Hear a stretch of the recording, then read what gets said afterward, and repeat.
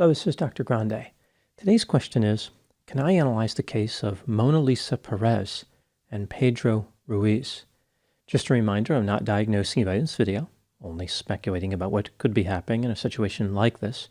If you enjoyed this video, please like it, subscribe to my channel, and consider supporting me on Patreon. I will put the link to Patreon in the description for this video. First, I'll look at the background of this case, move to the timeline of the crime, then offer my analysis. In 2017, Monalisa Perez and her boyfriend Pedro Ruiz lived in Hallstatt, Minnesota. This is a town of about 550 people that sits about 35 miles north of Fargo, North Dakota. Monalisa and Pedro had been together since Monalisa was 14 and Pedro was 16. They were together for 6 years and had a 3-year-old daughter.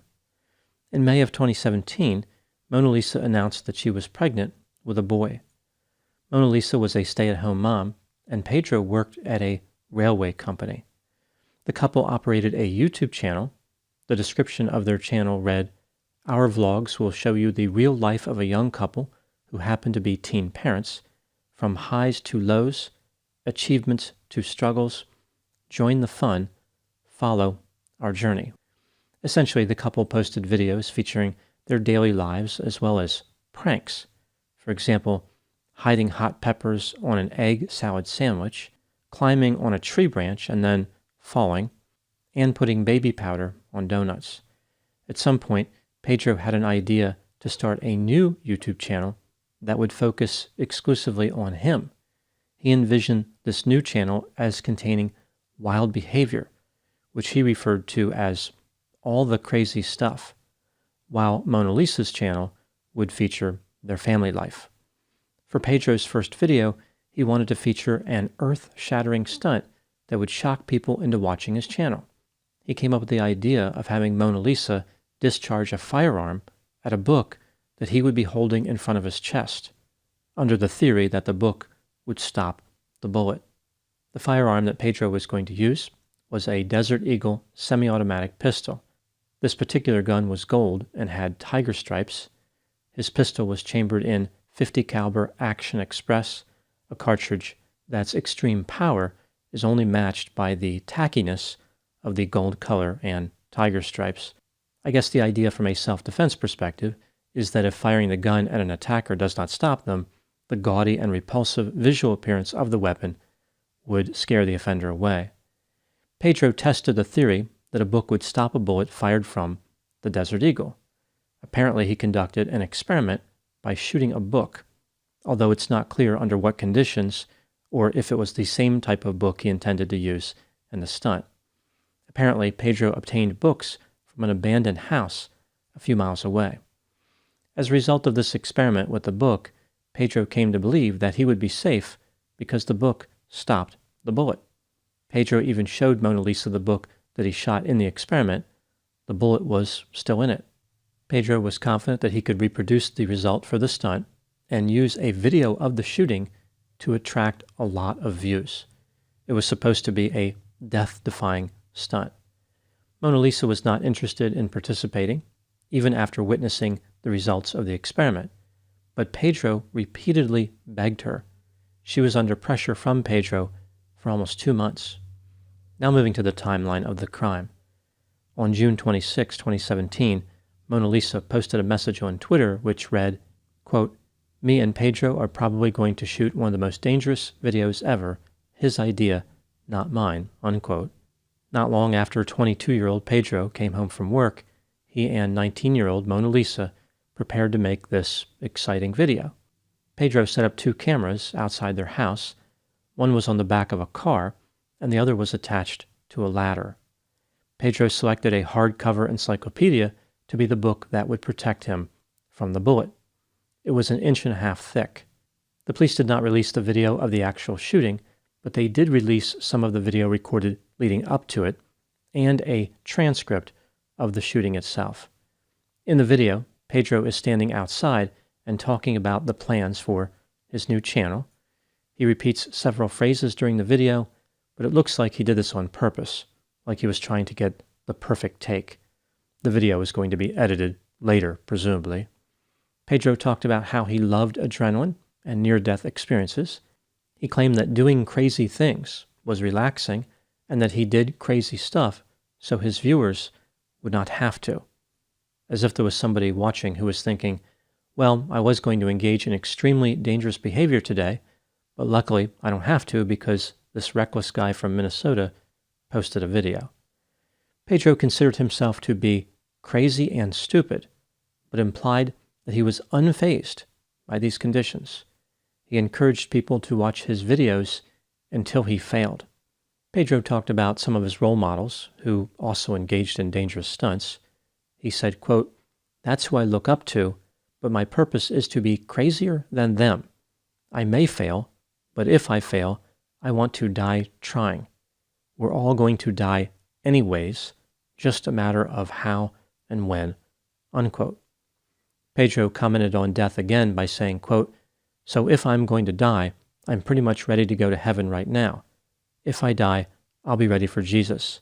He probably won't accept me into the pearly gates because of how stupid this is, but I have confidence that my girlfriend will hit the book and not me. Let's do it," unquote. As I mentioned, the video of what happened next was not released, but the transcript was made available by the authorities. As Monalisa and Pedro were trying to figure out how to align the pistol into what they believed would be the correct position, Monalisa was clearly concerned. She said, "Babe, I'm not going to do this. I can't." Pedro responded, "Come on." Monalisa said, "Babe, if I kill you, what's going to happen in my life? Like, no, this isn't okay. I don't want to be responsible." Pedro maintained his confidence, saying, "You won't as long as you hit the book. As long as you hit the book, you'll be fine. Come on, the batteries are going to die on it. Come closer." Monalisa said, "Then you have to go back more." Pedro responded, "No, just right there. It's fine. Come on, right there, babe." At this point, Monalisa fired the Desert Eagle. The gun was about 1 foot away from the book that Pedro was holding in front of his chest. The bullet penetrated the book and struck Pedro. He fell to the ground. Monalisa said, "Stop, babe, stop, babe." Monalisa ran into the house and called 911 at 6:30 p.m. She had to plug her phone in because the battery was at 1%. She told the operator that the shooting was accidental and explained the plan. Paramedics attempted to revive Pedro, but he did not survive. Monalisa was charged with reckless discharge of a gun, but then she was given an upgrade to second-degree manslaughter. Under a plea agreement, Monalisa pleaded guilty to second-degree manslaughter. She was sentenced to 180 days in jail, but was offered a creative way to serve the time. She served 10 days in jail and 10 days out of jail for the first 6 months. This took care of 90 days. The other 90 days were served in home confinement. She was also permitted to serve her time in South Dakota, where she moved after the incident. In addition to the jail time, Monalisa was required to serve 10 years of supervised probation. She was banned for life from owning firearms, not permitted to gain financially from the case, and had to pay for Pedro's funeral. Monalisa Perez moved on with her life after the incident. She found a new boyfriend, and they started a streetwear clothing brand in South Dakota. Now moving to my analysis. Here are my thoughts on a few areas that stood out to me in this case. Item number 1. Pedro appeared to be sensation-seeking, reckless, and impulsive. He was raised by an aunt because his mother died when he was young. The aunt said that Pedro always put a dangerous twist on everything he did, like jumping off the top of a house into a swimming pool. She referred to him as a little daredevil. One could argue that it was probably just a matter of time before Pedro died as a result of his own behavior. Item number 2. Prior to the incident that ended his life, Pedro was asked about his reason for performing the stunt. He replied, quote, "Because we want more viewers. We want to get famous. Imagine when we have 300,000 subscribers. The bigger we get, I'll be throwing parties. Why not?" Unquote. People tried to talk Pedro out of performing this stunt, but he went forward with it anyway. It was something that he desperately wanted. There's the sense that Pedro was fascinated with fame. It didn't matter how he gained it, he was going to do anything to be a star. Item number 3. As I mentioned, Pedro conducted a successful test where a book stopped a bullet fired by the Desert Eagle. Why didn't the book used in the stunt lead to the same result? There could be any number of reasons. The books may have been different sizes, made of different materials. The shot could have come from different angles, from different distances. I doubt that Pedro used a proper experimental design. His reasoning skills did not appear to be that good. For instance, he wasn't too good at math. In his video, Pedro talked about the velocity of the bullet as being 1,500 feet per second. He believed it would travel 3 football fields in a second. 3 football fields without the end zones would be 900 feet. When counting the end zones, the length would still only be 1,080 feet. Item number 4. There's something strangely fitting about this case involving the shooting of an encyclopedia. Knowledge was definitely one casualty of this incident. Pedro found the book in an abandoned house. It would appear as though he didn't even have his own book. That should have been the first clue to him that his knowledge was too limited to attempt any type of dangerous stunt. Item number 5. Was justice served in this case? Some people believe that Monalisa escaped justice. Others believe that being convicted of anything was unfair in this case. Looking at the factors that Monalisa's punishment was too light, Monalisa pointed a pistol at her boyfriend and fired it at close range. There's no question that this caused his death. This case did not involve self-defense.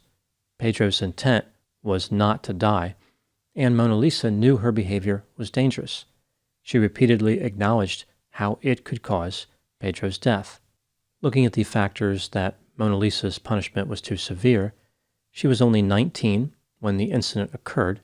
Her 20th birthday was 9 days after the shooting. Pedro came up with the idea and pressured her for almost 2 months. Monalisa repeatedly warned him that she believed he could die, and Pedro reassured her that he would be fine as long as she hit the book. She did, in fact, hit the book. Pedro even showed Monalisa another book that had successfully stopped a bullet. Monalisa did not understand how firearms worked and falsely believed that Pedro did. According to Monalisa, Pedro had been manipulative in the relationship, telling her things like she wasn't good enough and he could find someone better than her. It appears as though Pedro had a degree of control over Monalisa. When looking at all the evidence, my opinion is that Monalisa's punishment was too severe. It's clear from the video that Pedro is the only one who caused his own death. He was the driving force behind the shooting. This was his idea. This was his dream. Pedro absolutely wanted this to happen.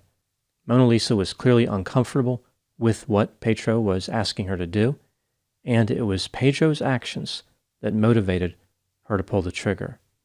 I think that Monalisa should have been convicted of a lesser charge and then given the opportunity to have her record expunged if she completed a few hours of community service. Now moving to my final thoughts.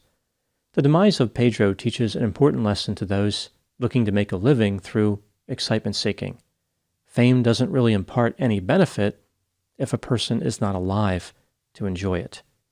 Pedro wanted to perform a stunt so shocking that his audience would be blown away.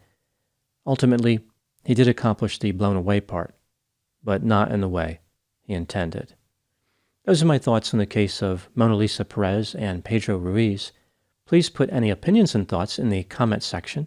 They always generate an interesting dialogue. As always, I hope you found my analysis of this topic to be informative. Thanks for watching.